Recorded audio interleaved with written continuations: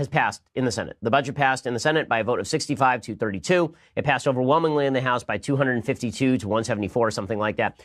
There are a lot of Republicans who are very unhappy with this budget. I am among those Republicans unhappy with this budget. I called it yesterday on the program a crap sandwich. That's because every omnibus is by definition a crap sandwich. It's why it's an omnibus. The whole purpose of an omnibus is to put a bunch of stuff you like in there with a bunch of stuff you don't, and then say to folks, if you don't vote for this bill, you're voting against all the good things, right? You're voting down all of the goodies. Yesterday, we went through how the bill doesn't cover anything for the border wall, essentially, how it doesn't do anything about DACA, how the bill continues to ensure that Planned Parenthood gets funded. It doesn't remove any of the Obamacare regulations.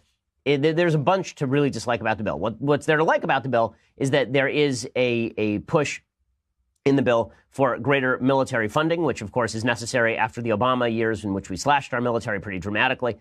So that is good. But now confusion has broken out. So there are a bunch of Republicans who, of course, were very upset about this. Ted Cruz was very upset about this. Mike Lee was very upset about it.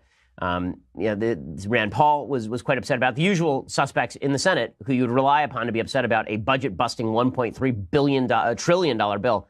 Those people were very upset about it, predictably enough. But they weren't able to stop it in the Senate, and it rolls through with 65 votes, a almost veto-proof majority.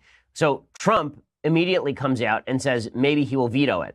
What's weird about this, of course, is that that's not what he'd been saying a day before. So here's what he tweeted today, quote, I am considering a veto of the omnibus spending bill based on the fact that the 800,000 plus DACA recipients have not been totally abandoned by the Democrats, not even mentioned in bill. And the border wall, which is desperately needed for our national defense, is not fully funded. So a few things about this tweet. Number one, it's fascinating that he's saying that he wants to veto the omnibus spending bill based on the fact that DACA isn't taken care of, that DACA wasn't solved. So several times, I think 3 separate times, there was an attempt to make a deal during this bill negotiation with regard to DACA. And what the Trump administration offered was, and what Paul Ryan offered, was 3 years of continuation of DACA. People could still sign up as dreamers for DACA.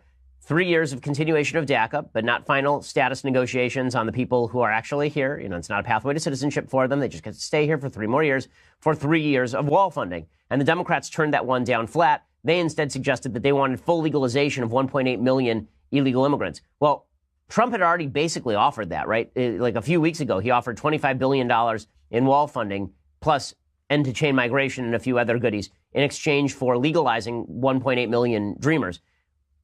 They weren't able to come to an agreement, and now Trump is saying the Democrats walked away from the table. There is some truth to that, but he has a Republican majority, so why isn't the border wall just being funded?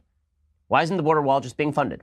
If the border wall funding were in there, there's no question it passes the House, right? Trump's able to stump up enough support that he gets that through, and it's weird to me that Republicans aren't passing it. It's also weird to me that Trump is now threatening to veto, considering that 24 hours ago he was saying the reverse. Here's what Trump tweeted yesterday.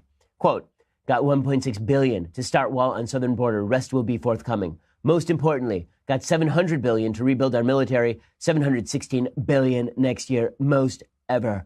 Had to waste money on dumb giveaways in order to take care of military pay increase and new equipment. A couple things. One, military pay increase already went into effect, I think, a couple months ago. But beyond that, this is a very pro-omnibus package tweet. Right? This is Trump saying, I like the omnibus package. We even got a little bit of wall funding. Well, number one, Mexico ain't paying for the wall, gang. And this is going to be up to Trump and the Republicans to do it. But it's fascinating to see how Trump flipped on this, on his own bill, right, within 24 hours. Literally yesterday, Mick Mulvaney, his head of Office of Management and Budget, he came out and he said, listen, Trump isn't going to veto this. We may not like the bill very much, but Trump isn't going to veto it. So here's what Mulvaney had to say. Oh, sorry. So Mulvaney came out during a briefing and he said that, he said that we need to shift the process in the Senate because these omnibus packages have to stop. We need to lower the funding boundary for the Senate. It can't be 60 votes in order to get these bills through. But he also said that this funds Trump's priorities, and we are not going to stand up against the bill. Now Trump, of course, has flipped. So it's a weird strategy, which suggests it's not strategic. Why is it a weird strategy? Because if you were going to threaten to veto something, wouldn't you do it before the Republicans vote for it? So you get your entire party on record voting for a bill you then threaten to veto. What? Like, how is that even logical? How does that make any sort of political sense? Now, if Trump actually did veto it, it would be a sign that maybe Trump actually wants to get involved in the policymaking process, but it also means that it's very difficult for anybody to know what he's going to do. Now, Trump always says that he wants to be unpredictable with regard to his enemies. Well, you can't be unpredictable with regard to your allies. Put aside the fact that he's right that the bill's bad. The question is, why didn't he say this a week ago? Why didn't 3 days ago he go to Mitch McConnell and Paul Ryan and say, listen, I don't like this bill. I'm going to veto it if you pass it. So make some changes.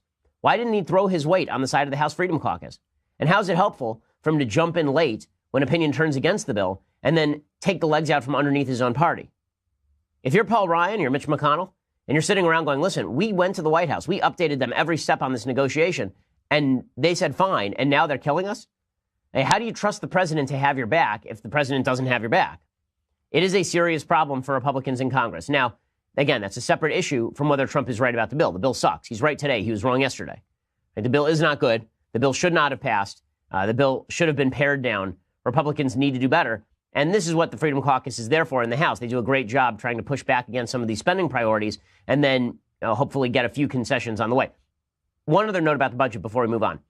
Everybody's always worried about the amount of spending in the budget. Oh, $1.3 trillion and a $150 billion increase in non-defense discretionary spending and all the rest. That is not what's bankrupting the country.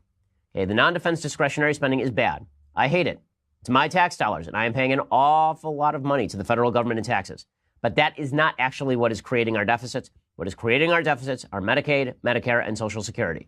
Those are the things that are driving our deficits. These structural entitlement programs we are spending hundreds of billions of dollars a year on, trillions of dollars. It's literally 2/3 of the federal budget. That stuff is not even discretionary, right? That's written into law. It's mandatory spending. When there's a government shutdown, people still get their Social Security checks.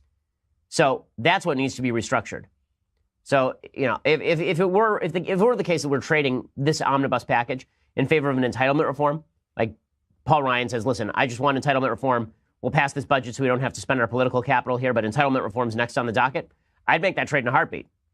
That is not the trade that's being made. The reason people are upset is because they feel like Republicans promised for years and years and years that they care about the spending, and it's pretty obvious that Republicans do not, in fact, care deeply about the spending. Okay.